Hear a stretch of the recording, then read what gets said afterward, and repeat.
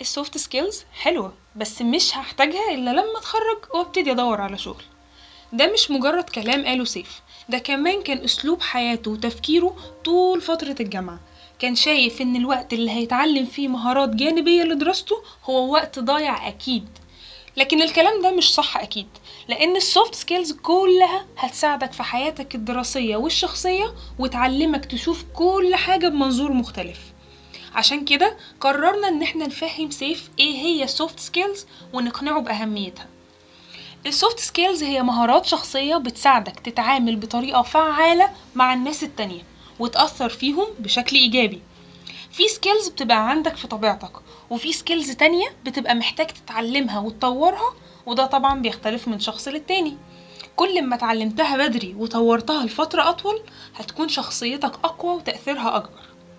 سيف اقتنع بأهمية السوفت سكيلز، وأول سكيل شاف إنه محتاج يشتغل عليها هي الليدرشيب، لأنه كل مرة بيتحط مع جروب عشان ينفذوا أي حاجة بيلاقي نفسه بيهرب من مكان الليدر وخوفه من المسؤولية مسيطر عليه. إحنا هنساعده يحل المشكلة دي. الليدرشيب هي إنك تعرف تتعامل مع التيم بتاعك وتشجعهم صح، وتتصرف في المواقف وتاخد قرارات مناسبة، ويكون عندك هدف معين بتسعى لتحقيقه بمساعدة فريقك. If your action inspire others to dream more, learn more, do more and become more, you are a leader. ده اللي جون كوينسي آدمز قاله كتلخيص لمعنى الليدرشيب. في 2009 رحلة طيران أمريكية بقيادة الطيار تشيزلي سيلنبرجر، محركات الطيارة اتعطلت بسبب إن الطيارة واجهت مجموعة من الطيور. الرحلة كانت مهددة بالفشل وحياة الركاب كانت في خطر. اتصرف تشيزلي كليدر صح وخد قرار بالهبوط في الوقت ده رغم صعوبته الشديدة وكان شبه مستحيل، لكن أخد القرار ده وتحمل مسؤوليته، وبالفعل نجح وقدر يهبط بالطيارة وينقذ حياة 155 راكب.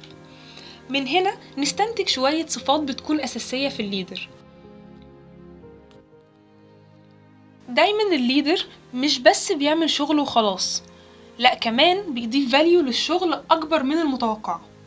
الليدر بيكون عنده ثقة إن مفيش حاجة مستحيلة، لكنه في نفس الوقت متواضع ومتقبل للنقد البناء من كل أعضاء التيم. الليدر بيشوف لكل مشكلة حل، وإن مفيش حاجة اسمها عوائق، وباستمرار بيكون منفتح لأي تجديد أو اقتراح بيسمعه من حد جوه التيم. لازم الليدر يكون قادر إنه ياخد قرار حتى في اللحظات الحرجة، وبيقدر يتحمل مسؤوليته حتى لو غلطان. الليدرشيب ليها 4 أنماط. أولاً directing، توجيه الفريق بتاعك في البداية بعيداً عن التشجيع، عن طريق إنك تفهمهم بالتفصيل تعليمات الميشنز اللي هيشتغلوها. ثانياً coaching، هنا بتلعب دور المدرب في حالة إن الممبر كفاءته قليلة، بتعلمه كل حاجة هو محتاجها بالتدريج وتتابع أداؤه بالإضافة طبعاً لتشجيعه. ثالثاً supporting، بتدعم الممبرز اللي بالفعل كفاءتهم عالية بس محتاجين تشجيع أكتر عشان يحافظوا على الكفاءة دي والباشن بتاعهم يفضل عالي. رابعاً delegation، لما الممبر يكون كفاءته عالية ومش محتاج لا توجيه ولا تشجيع وبالفعل الباشن بتاعه عالي، فبترفع حماسه للشغل أكتر عن طريق إنك تديله صلاحيات ومسؤوليات أكبر وتعتمد عليه كحد خبير بالشغل. لو عرفت تستخدم كل نمط قلناه مع الشخص المناسب في الوقت المناسب هتكون ليدر فعال جدا.